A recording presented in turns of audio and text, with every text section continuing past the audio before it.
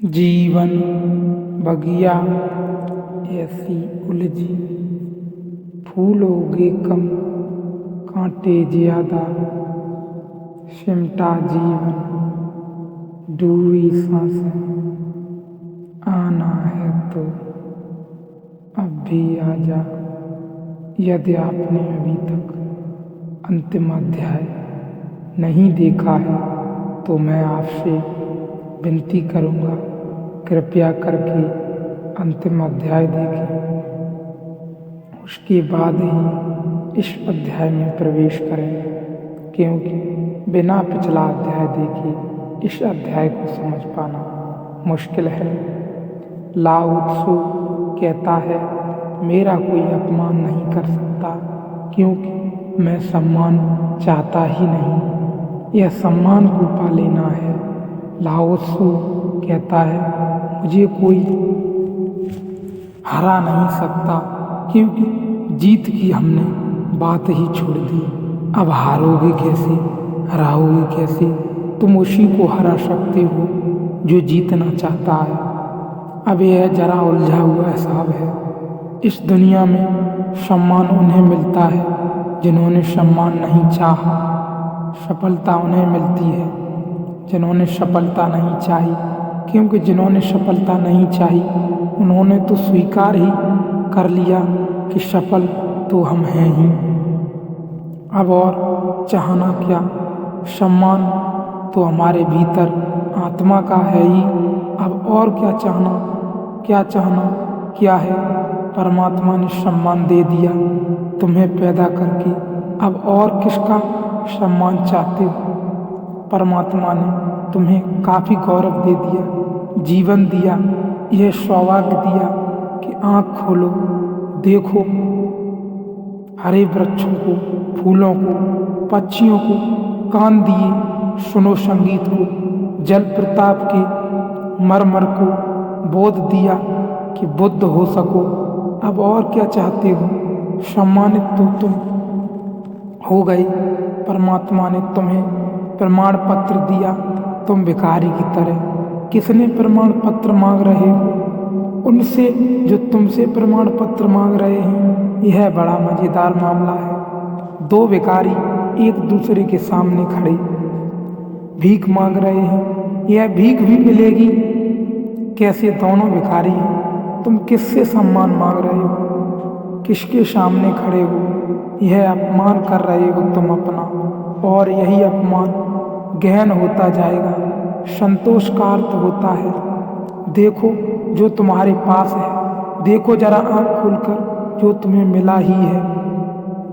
यह अष्टावक्र की बड़ी बहुमूल्य कुंजी है, यह धीरे धीरे तुम्हें साफ होगी। अष्टावक्र की दृष्टि बड़ी क्रांतिकारी है, बड़ी अनूठी है, जड़ मूल से क्रांति की है। संतोष और सत्य को अमृत के समान सेवन कर, क्योंकि असत्य के साथ जो जिएगा वह असत्य होता चला जाएगा। जो असत्य को बोलेगा, असत्य को जिएगा, स्वभावतः असत्य से घिरता चला जाएगा। उसके जीवन से संबंध विच्छिन्न हो जाएंगे, जड़ें टूट जाएंगी।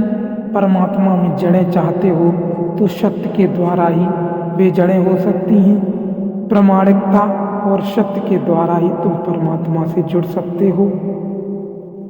परमात्मा से टूटना है तो असत्य का धुआं पैदा करो, असत्य के बादल अपने पास बनाओ। जितने तुम असत्य होते चले जाओगे उतने परमात्मा से दूर होते चले जाओगे। तू न पृथ्वी है, न जल है, न वायु है, न आकाश है। मुक्ति के लिए आत्मा को, अपने को, इन सब का साक्षी चैतन्य जान। सीधी सीधी बातें हैं, भूमिका भी नहीं है। अभी दो वचन नहीं बोले अष्टावक्र ने कि ध्यान आ गया, कि समाधि की बात आ गई। जानने वाले के पास समाधि के अतिरिक्त और कुछ जताने को है भी नहीं। वह दो वचन भी बोले, क्योंकि एकदम से अगर समाधि की बात होगी तो शायद तुम चौंक ही जाओगे, समझ ही न पाओगे। मगर दो वचन और सीधी समाधि की बात आ गई। अष्टावक्र 7 कदम भी नहीं चलते। बुद्ध तो 7 कदम चले, 8वें कदम पर समाधि है। अष्टावक्र तो पहला कदम ही समाधि का उठाते हैं। तू न पृथ्वी है, न जल है, न वायु है, न आकाश। ऐसी प्रतीति में अपने को स्थिर रूप कर मुक्ति के लिए आत्मा को, अपने को इन सब का साक्षी चैतन्य जान। साक्षी सूत्र है, इससे महत्वपूर्ण सूत्र और कोई भी नहीं। देखने वाले बनो, जो हो रहा है उसे होने दो, उसमें बाधा डालने की जरूरत नहीं। यह देह तो जल है, मिट्टी है, अग्नि है, आकाश है। तुम इसके भीतर तो वह दिए हो जिसमें ये सब जल, अग्नि, मिट्टी, आकाश, वायु प्रकाशित हो रहे हैं। तुम दृष्टा हो, इस बात को गहन करो। यह इस जगत में सर्वाधिक बहुमूल्य सूत्र है। साक्षी बनो, इसी से होगा ज्ञान, इसी से होगा वैराग्य, इसी से होगी मुक्ति। प्रश्न 3 थे, उत्तर 1 है। यदि तुम देह को अपने से अलग कर और चैतन्य में विश्राम कर स्थित है तो तू अभी भी सुखी, शांत और बंध मुक्त हो जाएगा। इसीलिए मैं कहता हूँ यह जड़ मूल से क्रांति है। पतंजलि इतनी हिम्मत से नहीं कहते कि अभी ही पतंजलि कहते हैं करो अभ्यास, यम करो, प्रियम करो, नियम करो, साधना, प्राणायाम, प्रत्याहार, आसन शुद्ध करो। जन्म जन्म लगेंगे तब सिद्धि है।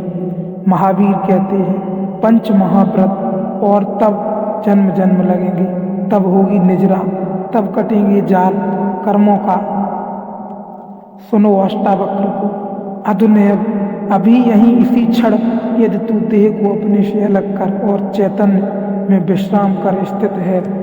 अगर तूने एक बात देखनी शुरू कर दी कि यह देह मैं नहीं हूँ, मैं करता और भोगता भी नहीं हूँ, यह जो देखने वाला मेरे भीतर छिपा है, जो सब देखता है।